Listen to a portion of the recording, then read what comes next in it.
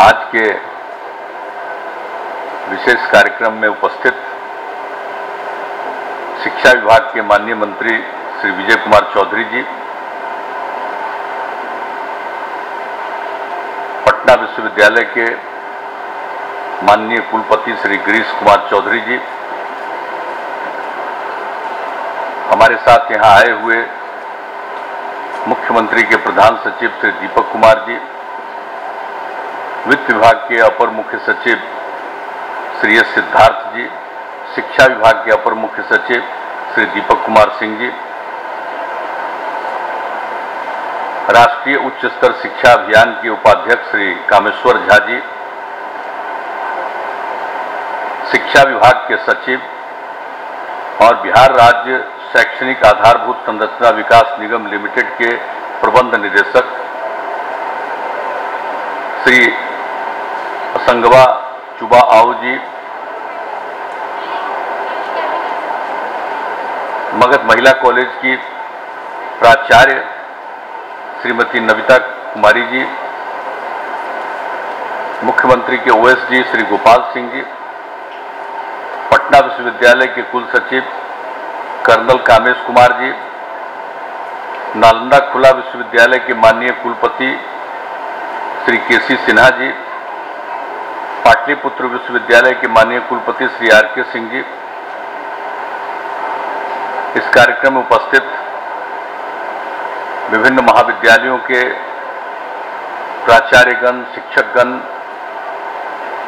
विशिष्ट अतिथिगण, इस कार्यक्रम में उपस्थित छात्राएं, प्रिंट एवं इलेक्ट्रॉनिक मीडिया के पत्रकार मित्रों, छायाकार बंधुओं और इस कार्यक्रम में उपस्थित बहनों एवं भाइयों, आज के इस विशेष कार्यक्रम में मैं सबसे पहले आप सब लोगों का अभिनंदन करता हूं।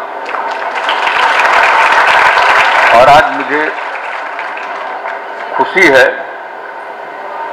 कि आज छात्रावास के उद्घाटन का अवसर मिला है। यहां पर आने का मौका 2019 में 2 बार लगा और जब पहली बार ही हम आए थे तो उसी समय यहाँ के जो छात्रावास हैं उसकी खराब स्थिति के बारे में छात्राओं ने बताया था और उसी समय ये हम लोगों ने सोचा कि यहाँ के लिए कुछ बेहतर करना चाहिए। और जो मगध महिला कॉलेज है ये बहुत ही महत्वपूर्ण है, पटना विश्वविद्यालय का तो अंग है ही और इसका एक विशेष महत्व है। और जो छात्राएं हैं उनके आवास के लिए जो यहाँ पर व्यवस्था की गई है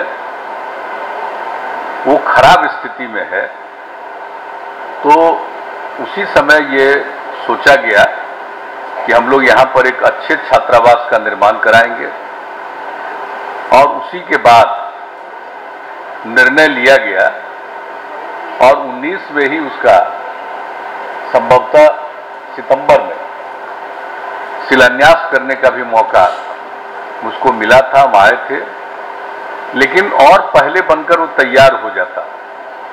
लेकिन बीच से ही जो कोरोना का दौर चला उसमें कुछ चीजें बाधित होती रही, उसके चलते थोड़ा और समय लग गया। लेकिन इस बार पिछले वर्ष से ही जानकारी ले रहे थे तो पता चल रहा था कि लगभग बनकर तैयार हो रहा है और इस बार जब पूरे तौर पर मालूम हो गया कि अब पूरे तौर पर तैयार हो गया तो बड़ी खुशी हुई।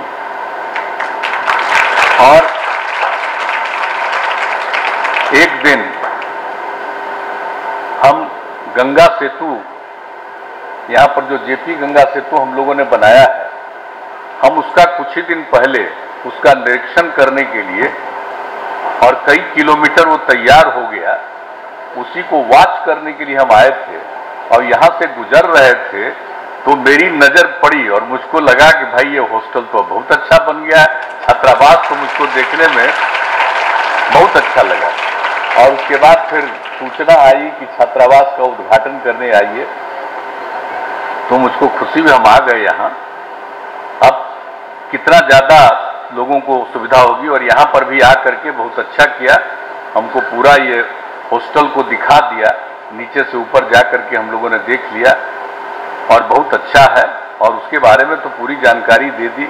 हर कमरे में 3 छात्राओं के रहने का व्यवस्था है, इंतजाम है। और जितना हो गया तो काफ़ी बड़ी संख्या में, और जो पहले वाले जितने हैं उसमें से एक ही ठीक है और उसको भी अपडेट किया गया है तो वो रहेगा। और बाकी जो पुराने छात्रावास थे उनके रहने का अब कोई मतलब नहीं है, उसको तो खत्म करके, और जो छात्रावास में जो लड़कियां हैं वो सब आएंगी अब इस नए छात्रावास में। और अब जो मुझको बताया गया है कि लगभग 600 लोगों के रहने का इंतजाम हो गया है छात्राओं का, तो ये बहुत अच्छी बात होगी। सब लोग रहेंगी और ठीक ढंग से सारा सब कुछ जो इंतजाम कर दिया गया है, तो ये खुशी की बात है। इसलिए आज आ करके और देख करके, और जो लगा कि जो 19 में आए थे हम 2 बार, आज फिर आने का मौका मिला तो बड़ी खुशी हुई। और बहुत अच्छे ढंग से इसका संचालन करिए। और सब लोग आकर के, अपर मुख्य सचिव भी शिक्षा विभाग के आए हुए हैं, हमने डीएम को भी कहा सारा सब कुछ देखते हुए, ताकि सब कुछ और यहाँ के लिए और किसी तरह की कोई दिक्कत न रहे, इस बात का ख्याल रखना चाहिए। और अभी जो प्राचार्य महिला महाविद्यालय की अब बोल रही थी, जिन लोगों ने जो कहा कि साइंस कॉलेज जिसमें लेबोरेटरी की सुविधा हो और परीक्षा भवन और ऑडिटोरियम का निर्माण कराया जाए, 2 मांग इन्होंने किया है। तो अभी तो यहाँ पर बैठे हुए सब हैं, मंत्री जी भी बैठे हुए हैं, अपर मुख्य सचिव भी बैठे हुए हैं। अरे भाई, जब अभी मांग कर दी, एक बार जब यहाँ मांग किया तो हम लोगों ने छात्रावास का निर्माण किया, और आज जब हो गया तो आज ये मांग कर रही है तो इसको भी पूरा करवा दीजिएगा। और आपको हम क्या कहें, हम जब पहले भी आए हैं तब बता चुके हैं, तो उस समय वाले सब लोग तो सुने ही होंगे। तो इसका तो बहुत लगाव, हम लोग पटना यूनिवर्सिटी में ही पढ़े हैं, इंजीनियरिंग कॉलेज में, तो और बाकी एक एक चीज के बारे में जानते थे। और फिर इस कॉलेज के साथ तो जो पूरा रिश्ता है, मेरे परिवार का भी रिश्ता है। वहां से मेरी छोटी बहन यहाँ पढ़ी है, और अब तो मेरी पत्नी नहीं रही, लेकिन वो भी यहीं पढ़ती थी। तो इस सब चीज को हम तो यहाँ के बारे में, और उस समय जब हम लोग आते जाते देखते रहे हैं, इसलिए इन सब चीजों के बारे में तो शुरू से जानकारी है। और जब पटना यूनिवर्सिटी में थे तभी से जानकारी है। लेकिन इसके बाद अगर यहाँ काम करने का मौका मिला और वहाँ के बारे में आप लोगों ने जो बातें कही, तो यहाँ पर करने का मौका मिला। और इसी स्थल पर पहले भी आकर के आप लोगों के साथ शामिल होकर के मीटिंग में आने का मौका मिला, ये खुशी की बात है। और आज मुझे बड़ी प्रसन्नता हो रही थी कि आप लोगों ने पूरी की पूरी बात बताई कि आखिरकार क्या किया जा रहा है। आप सबको मालूम है कि हम लोगों को जब से मौका मिला है तो हमने लड़कियों की शिक्षा के लिए जो काम शुरू किया है, पहले लड़कियां कम पढ़ती थी, तो हम लोगों ने पोशाक योजना और साइकिल योजना की जो शुरुआत कराई थी, जब मेरा पहला टेन्योर था, 9वीं क्लास में जो भी लड़की पढ़ेगी उस सब के लिए साइकिल योजना। तो यहाँ पटना शहर में भी लड़की साइकिल पर नहीं चलती थी, लेकिन जब साइकिल योजना हुई और कुछ लोगों ने मेरी आलोचना की कि लड़कियों को साइकिल दे रहे हैं, उसको नुकसान होगा, कोई तंग करेगा, हमने कहा कोई किसी को तंग नहीं करेगा, क्योंकि हर परिवार की लड़की पढ़ेगी और सबको साइकिल मिलेगा, और कहीं एक दुर्घटना नहीं हुई। और कितनी खुशी हुई लड़कियों को स्कूल में पढ़ने में, जब वो किया गया, सारा कुछ किया गया, तो एक एक काम जो हम लोगों ने उस समय से शुरू कराया, और सबके लिए और लोगों को आगे बढ़ाने के लिए जो कुछ भी कर दिया हम लोगों ने, ये सब आप सब लोग जानते ही हैं कि लड़कियों को आगे बढ़ाने के लिए। और आप जानते ही हैं कि हम लोग तो विशेष तौर का अभियान चला रहे हैं ना। अब बिहार की जो आबादी जो बढ़ी हुई है, कितना ज्यादा प्रजनन दर है, अब आबादी बहुत ज्यादा है, क्षेत्रफल कम है। अब यहाँ पर जो कुछ भी होता था उसका भी हम लोगों ने अध्ययन किया कि अगर लड़कियां पढ़ेंगी तो ये दर घटेगा। और जब हम लोगों को काम करने का मौका मिला था तो प्रजनन दर था 4.3, अब घट करके 3 पर पहुंचा, उसको हम लोग 2 पर पहुंचाने वाले हैं। और लड़कियों की शिक्षा के लिए ये सारा इंतजाम चारों तरफ। और कितना हम लोग प्रमोट करते हैं। 18 में तो हम स्कीम बनाए, उसमें कहा कि जब इंटर पास करेगी तो 10,000 रुपया और ग्रेजुएशन कर लेगी तो 25,000 रुपया। लेकिन अब इस बार जब मौका मिला तो 7 निश्चय 2 हमने शुरू किया है और उसमें कह दिया कि अब इंटर पास करेगी तो 25,000 रुपया और ग्रेजुएट हो जाएगी तो 50,000 रुपया हम लड़कियों के लिए करेंगे। ताकि ये सब काम इसलिए कि खूब तेजी से लड़कियां पढ़ें, तो हम लोगों ने काम किया है। इसलिए अब उसको देखते हुए सब तरह का व्यवस्था, और मेडिकल में और इंजीनियरिंग में भी आपको मालूम है कि हम लोगों ने न्यूनतम 35% का आरक्षण कर दिया कि कम से कम उतना लड़कियों का, और उसको धीरे धीरे और बढ़ाना। और जब हम लोग पढ़ते थे इंजीनियरिंग कॉलेज में तो एक लड़की नहीं पढ़ती थी। क्या स्थिति थी हम लोगों के अपने उस टाइम में, कितना खराब लगता था। और कोई भी महिला आ जाती थी तो सब लोग खड़ा होकर महिला को देखने लगता था। यह स्थिति थी हम लोगों के समय की बात। अब उसके बाद आप देख लीजिए कि अब कितना इंजीनियरिंग में और मेडिकल में अब कितनी लड़कियां पढ़ रही हैं। इसलिए अब इसमें काफी विकास हुआ है और हम लोगों के लिए तो खुशी की बात है कि आज अब आप लोगों ने कह दिया कि भाई करेंगे, और हम लोग तो पूरा का पूरा काम कर रहे हैं। हम लोग तो देख ही रहे हैं कि एक एक चीज के लिए महिलाओं की ही मांग थी, तभी तो हम लोगों ने शराबबंदी लागू किया। और उसके बाद फिर दहेज प्रथा और बाल विवाह के खिलाफ भी अभियान शुरू किया। और इस साल और पिछले साल से भी हमने शुरू करके जो शुरू किया है समाज सुधार अभियान। एक तो दहेज प्रथा और बाल विवाह, इसको लेकर के भी लोगों के बीच में काफी तेजी से ताकि हो। अब लड़की को शादी करने के लिए कोई दहेज लेगा, इससे बढ़कर के तो कोई फालतू चीज है ही नहीं। अरे शादी होगी तभी ना बाल बच्चा होगा। हम ही लोग या कोई है यहाँ पर तो माँ है तभी ना पैदा हुए। माँ के बिना पैदा हुए, बिना स्त्री के बिना पैदा हुए। लड़का शादी कर लेगा तो कोई पैदा होगा? तो आप बताइए, शादी करते हैं तो आपको बाल बच्चा होता है और उससे शादी करने के लिए आप दहेज लीजिएगा। इससे बढ़कर के कोई दूसरा चीज अन्याय नहीं।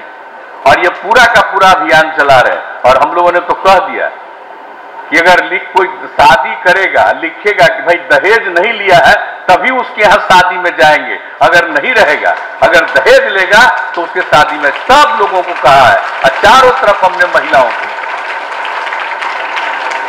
और किस तरह से जीविका समूह हम लोगों ने बनाया, महिलाओं को कितना आगे बढ़ाया, स्वयं सहायता समूह में कितना कम, और जो कुछ भी हम लोगों ने जीविका समूह शुरू किया, अब कितना बढ़िया जो जीविका समूह हम लोगों ने बनाना, उसका नामकरण किया। अब इतना अच्छा हुआ कि उस समय की जो केंद्र सरकार के लोग आए देखे, कहे बड़ा अच्छा है ये तो जीविका समूह, यहाँ और नाम दे दिया देश भर में आजीविका समूह। आजीविका का मतलब कि बिहार की जीविका ही देश भर में आ जाए, वही ना आजीविका है। तो एक एक चीज जो यहाँ हुआ, सब लोगों को हम ये अभियान उन्हीं लोगों के करने के चलते शराबबंदी की बात शुरू हुई, जो उन लोगों ने मांग किया 95 में, और 96 से हम लोगों ने लागू किया। तो एक एक चीज के लिए किया। इसलिए तो महिलाओं के लिए पढ़ना और उनको जागृत रहना, और यहाँ पर आप लोग भी इन सब विषयों की भी चर्चा कर रहे थे, ये बड़ी खुशी की बात है। और सब लड़की है उसको हम कहेंगे कि इस बात को लेकर के कहीं भी दहेज प्रथा नहीं हो, ये बात देखिए। और न बाल विवाह, कम उम्र में किसी की शादी, ये सब बहुत गलत चीज है। और कम उम्र में शादी होने के बाद तरह तरह की बीमारियां फैलती है। तो ये सब चीजों को निश्चित रूप से पढ़िए, खूब आगे बढ़िए, लेकिन जरूर लोगों के बीच में जब कभी भी जाइए तो लोगों के बीच में इन सब चीजों की भी चर्चा करिए, तभी समाज आगे बढ़ेगा। और अब आप समझ रहे हैं कि हम लोगों के यहाँ स्थिति सुधर रही है अब कितना ज्यादा, और एक एक काम के लिए जो हम लोग कर रहे हैं, तो हम लोग भी तो चाहते हैं कि भाई यही तक ही नहीं कि सिर्फ +2 तक पढ़े, उसके आगे पढ़े, पहले कम थी या फिर बढ़ी है, और उसके लिए जो हम लोगों ने योजनाएं शुरू की है, और हम लोगों का तो लक्ष्य है कि 30 तक कम से कम जाए। देश में 24 था, हम कह रहे हैं 30 तक जाने के लिए हम लोग कोशिश कर रहे हैं। तो इसके लिए जितना भी सहयोग की जरूरत होगी और इस कॉलेज के विकास के लिए और भी जो करना है, अब यहाँ की प्राचार्य ने मांग की है तो निश्चित रूप से इसको करा दिया जाएगा। आप लोगों को भी और इसको ठीक ढंग से और खूब बढ़िया से पढ़िए और आपस में एकदम बिल्कुल प्रेम का भाव रखिए, और समाज में भी सबको उपदेश दीजिए कि ठीक ढंग से रहो, एक दूसरे के प्रति प्रेम का भाव रखो और ठीक ढंग से काम करो। ये सब लोगों को कहिएगा, यही हमारा आग्रह है। और खूब आगे बढ़िए, खूब पढ़िए। आप जितना आगे बढ़िएगा उतना ही तेजी से बिहार आगे बढ़ेगा और वह भी देश के विकास में योगदान करेगा। इसलिए आज के अवसर पर आकर के आप लोगों के बीच में बहुत खुशी हुई, और जो मुझे व्यक्तिगत प्रसन्नता हुई कि उस दिन की जो मांग है आज हुआ और उसके उद्घाटन करने का अवसर मिला, ये मुझे बहुत खुशी हुई है। इसलिए मैं आप सब लोगों को हृदय से धन्यवाद देता हूं, और इतना मैं आश्वस्त करता हूं कि जब तक हम हैं तब तक सबके विकास के लिए और कल्याण के लिए ही हम काम करते रहेंगे, दूसरा मेरा मकसद नहीं रहता है। इन्हीं शब्दों के साथ आप सब लोगों को बहुत बहुत धन्यवाद देते हुए मैं अपनी बात समाप्त करता हूं। अगर आपको हमारा वीडियो पसंद आया हो तो इसे लाइक करें, सब्सक्राइब करें और साथ ही बेल आइकन दबाना ना भूलें।